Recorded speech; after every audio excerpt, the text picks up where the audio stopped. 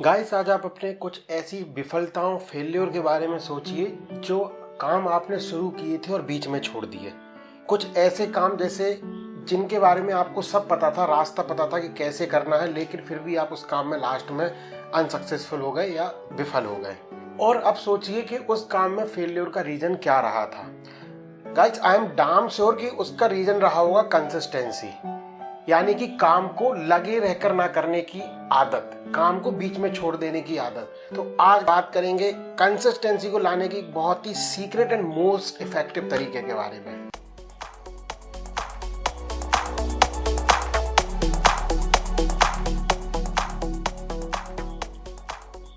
Guys, पिछले episode में हमने देखा कि कंसिस्टेंसी हमारे लाइफ में क्यों इंपॉर्टेंट है। हमने कई एग्जाम्पल्स लिए और हमने समझा कि कंसिस्टेंसी के बिना आप कितने भी टैलेंटेड बने रहो, अगर आपके लाइफ में कंसिस्टेंसी नहीं है, टैलेंट आपको डायरेक्शन दे सकता है लेकिन कंसिस्टेंसी नहीं है तो उस काम में आप कभी सक्सेसफुल नहीं पा पाएंगे। आपसे गधे गधे लोग भी आगे चले जाएंगे और आप मुंह खोलते हुए देखते रह जाएंगे।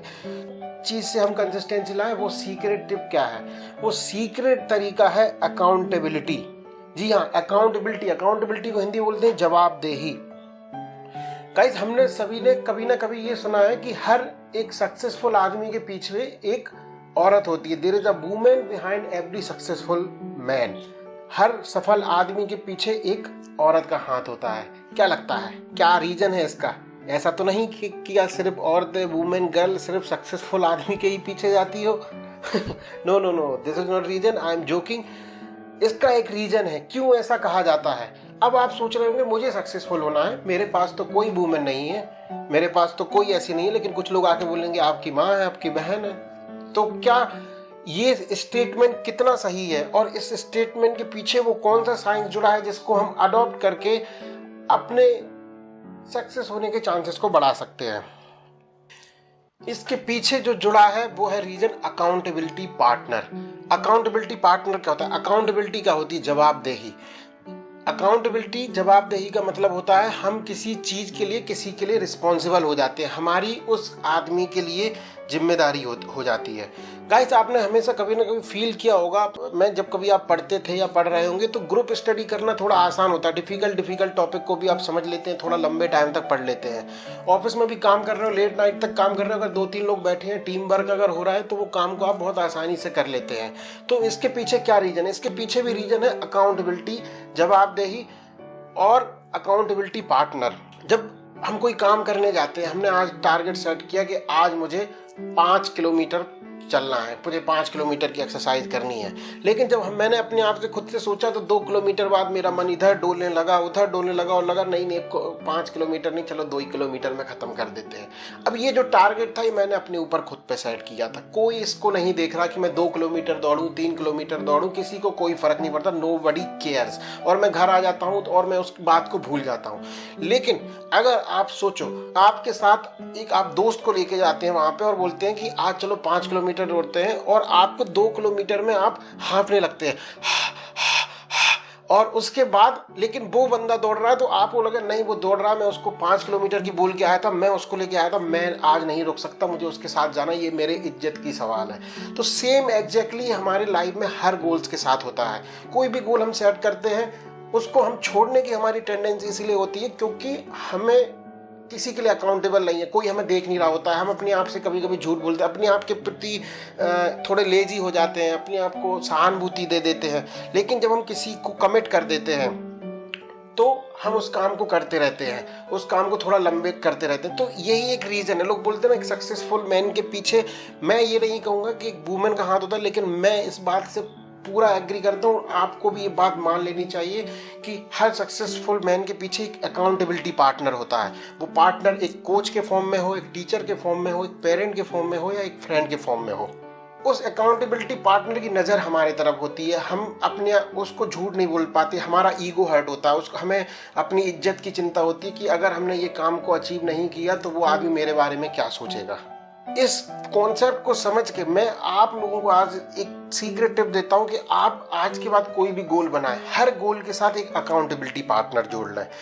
और अकाउंटेबिलिटी पार्टनर जोड़ने के साथ उसके साथ आप अपने गोल्स शेयर करें कि मुझे ये करना है, मुझे वो करना है। आप अगर उससे डेली बात नहीं कर सकते तो उससे वीक में एक बार बात करें। अब आप पूछ रहे होंगे कि अकाउंटेबिलिटी पार्टनर चुने कैसे, क्या गुण होने चाहिए, किस तरीके से चुने। गाइस, आप ऐसा अकाउंटेबिलिटी पार्टनर चुन सकते हैं जिससे आप सारी चीजें शेयर कर सकें, जिससे आपको अपना फेल्योर बताने में, अगर आप फेल हो रहे हैं तो आपको उसको बताने में शर्म ना आए, वो आपको ऐसा ना लगे कि वो आपको जज कर रहा है, या वो अगर आपको डांटे तो आपका ईगो हर्ट ना हो, आपको ऐसा ना लगे कि उसको पराया जैसा ना लगे। आपको ऐसे अकाउंटेबिलिटी पार्टनर को अपने साथ रखना है। किसी भी गोल करें, चाहे वेट लॉस का गोल हो, स्टडी का गोल हो, बिजनेस का गोल हो, ऐसा नहीं है कि वो अकाउंटेबिलिटी पार्टनर बहुत नॉलेजफुल होना चाहिए, उसको सारे डोमेन का ज्ञान होना चाहिए, बहुत ही इंटेलिजेंट होना चाहिए। That is just accountability partner. वो आपके और दोनों के बस डीप कनेक्शन के बारे में, जो बस आपको एक तरीके से याद दिलाएगा कि आपको करना क्या है, जिससे आप अपनी चीजें शेयर कर सकेंगे। गाइस, इस अकाउंटेबिलिटी पार्टनर का एक और बहुत बड़ा एडवांटेज होता है, मोटिवेट करने के अलावा जब भी आप कभी फीलिंग लो कर रहे होते हैं, आपका डिमोटिवेशन की तरफ जा रहे होते हैं, तो वो आपको याद दिलाता है कि आपने ये काम क्यों स्टार्ट किया था, क्यों इस काम के पीछे आप एट ऑल पीछे पड़े थे। वो आपकी पास्ट सक्सेस है, जो भी छोटी मोटी उस काम को लेकर सक्सेस है, वो आपको याद दिलाता है कि आप इतनी दूर तक आए हो तो और आगे भी जा सकते हो, यहाँ पे रुकना नहीं है। वो हम अपने आप से याद नहीं कर पाते, वो अकाउंटेबिलिटी पार्टनर हमें याद दिलाता है। अब आप लोग पूछ रहे हो कि मैं अकाउंटेबिलिटी पार्टनर लाऊं कहां से, किसको बनाऊं, पेरेंट्स को बनाऊं, अपने फ्रेंड्स को बनाऊं, या किसको बनाऊं। दोस्तों, अकाउंटेबिलिटी पार्टनर बनाने के कई तरीके हैं। आजकल तो मोबाइल एप्स में भी अकाउंटेबिलिटी पार्टनर है। इवन अगर आप किसी गोल को सेट कर रहे हैं, जो गोल ट्रैकिंग जो एप्स होती है, हैबिट ट्रैकिंग एप्स होती हैं, जिनमें अपना वेट लॉग करते हैं, वो भी अकाउंटेबिलिटी पार्टनर की तरह काम करते हैं। कुछ लोग सोशल मीडिया पर अपने ऑब्जेक्टिव, अपने एम्स को डाल देते हैं। जैसे इलॉन मस्क ने अपना डाल दिया कि उनको आम आदमी को चांद पे लेके जाना है। अब वो अकाउंटेबल हो गए हैं जनता के लिए, वो अकाउंटेबल हो गए जनरल पब्लिक के लिए। अब उनको अगर वो नहीं कर पाते हैं तो उनका ईगो हर्ट होगा और उनकी इमेज जाएगी, तो अपनी इमेज पे लेके काम कर रहे हैं। तो इस तरीके से उन्होंने पूरी दुनिया को अकाउंटेबिलिटी पार्टनर बना लिया। आप भी ये तरीका फॉलो कर सकते हैं। सबसे अच्छा, सबसे इफेक्टिव, सबसे सरल तरीका होता है किसी फ्रेंड को या किसी पर्सन को अकाउंटेबिलिटी पार्टनर बनाना।